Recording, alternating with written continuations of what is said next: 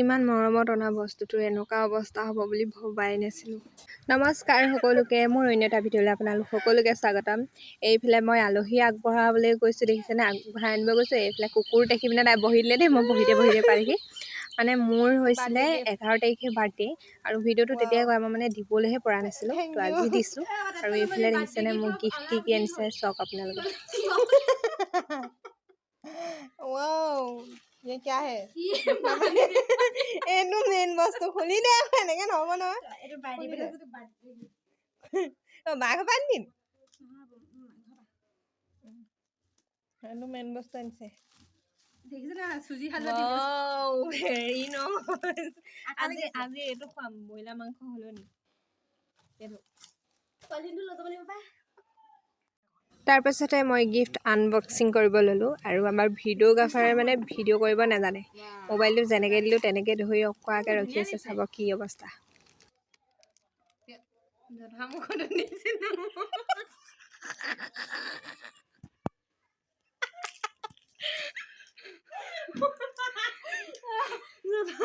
মোবাইলটো লৈছে ইমান মোৰ এনেকুৱা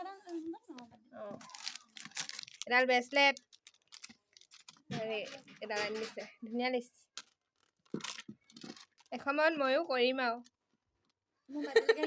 তোৰ বাৰ্থডেলে কৰিব লাগিব। তোৰ বাৰ্থডেলে কৰি থাকিলে মই পৰীক্ষা নিদিব লাগিব, তেতিয়া হ'ব। বঢ়িয়া লাগিছে। এটা কথা সঁচা, মানে আনৰ মনত থাকক নাথাকক মোৰ বাৰ্থডে কথা, কিন্তু তাইৰ মনত থাকেই মানে। তাই আৰু বাৰ্থডেত প্ৰত্যেকবাৰে আহে। আৰু এইফালে দেখিছেনে বাৰ্থডে গিফ্ট কাৰোবাৰ, আৰু পিন্ধিছে কোনোবাই, তাইও পিন্ধাই আছে। বাৰ্থডে কাক পিন্ধিছে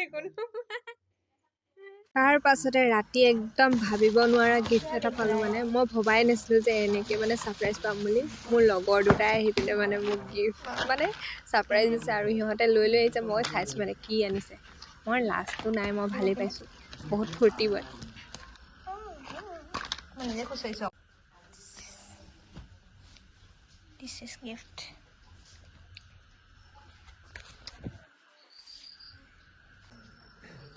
বাৰ্থডে গিফ্ট ভাল লাগিছে।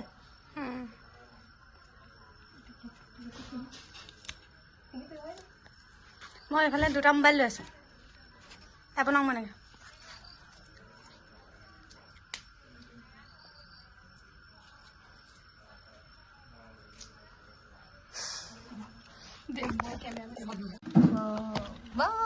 মোৰ নামত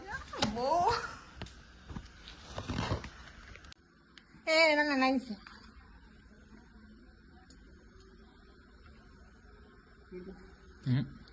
কি হ'ল? ভাঙি গ'ল।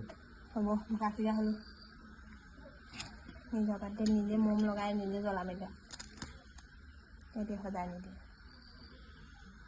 কোন কোন নাযাবি।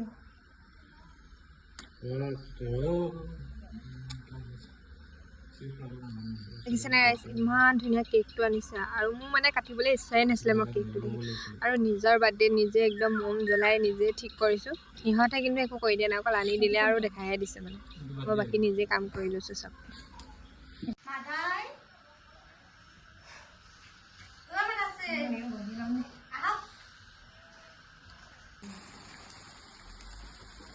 Happy birthday to you.